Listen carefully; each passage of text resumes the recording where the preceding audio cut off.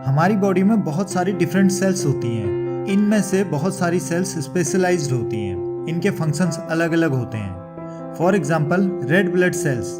Red blood cells हमारी body में oxygen supply करती हैं, लेकिन रेड ब्लड सेल्स में डिवीजन की कैपेबिलिटी नहीं होती।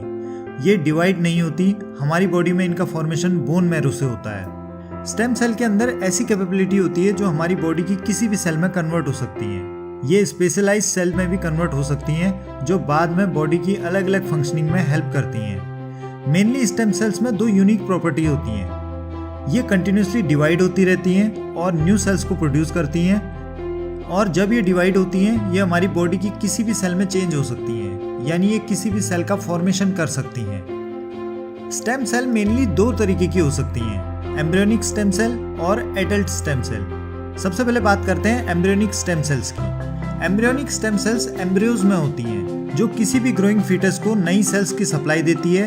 इन्हीं स्टेम सेल की हेल्प से किसी फीटस की पूरी बॉडी की सेल्स का फॉर्मेशन होता है और बाद में फीटस कंप्लीट ह्यूमन बेबी की तरह ग्रो हो जाता है।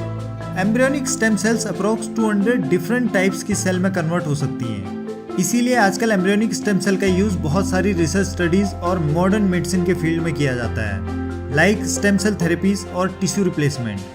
साथ ही इनका यूज ऐसी डिजीज को ट्रीट करने के लिए किया जा रहा है जिनका ट्रीटमेंट आज हमारे पास नहीं है, like blood disorders, immune system related genetic disease, cancer, Parkinson's, blindness and spinal cord injuries. अब बात करते हैं एडल्ट स्टेम सेल की।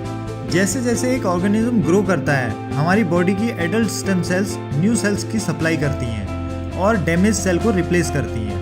एडल्ट स्टेम सेल को मल्टीपोटेंट सेल भी कहा जाता है, जिसका मतलब है ये सेल हमारी बॉडी की सिर्फ कुछ लिमिटेड सेल्स में ही कन्वर्ट हो सकती हैं।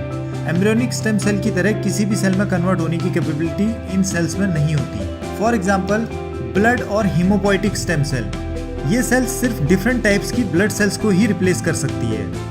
स्किन और एपिथेलियल स्टेम सेल सिर्फ डिफरेंट टाइप्स की स्किन को ही रिप्लेस कर सकती है। अब बात करते हैं कि स्टेम सेल को हम कहाँ कहाँ यूज कर सकते हैं। स्टेम सेल को हम बहुत सारी जगह यूज कर सकते हैं। लाइक हम स्टेम सेल को थेरेपी में यूज कर सकते हैं, जिससे इंजर्ड और डैमेज सेल को रिजनरेट किया जा सकता है, जो नेचुरली रिजनरेट नहीं हो सकती हैं। रिसर्च स्टडी में भी स्टेम सेल का यूज किया जा सकता है, जिससे हम बायोलॉजी की बेसिक्स को समझ सकते हैं और समझ सकते हैं कि कैसे लिविंग पर्सन की बॉडी में अलग अलग मैकेनिज्म और केमिकल रिएक्शंस काम करती हैं।